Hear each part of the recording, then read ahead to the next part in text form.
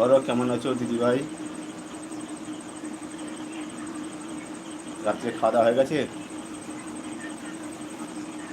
অসংখ্য ধন্যবাদ লাইক করার জন্য, আমার লাইভে আসার জন্য দিদিভাই। বলো কেমন আছো, একটু বাংলাতে কমেন্ট করলে ভালো হতো। বলো তুমি কেমন আছো, আর তোমার পরিবারের সবাই কেমন আছে?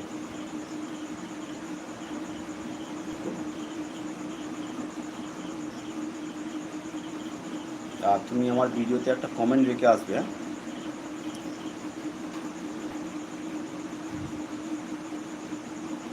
আর রাত্রে কি খাওয়া দাওয়া হলো গো?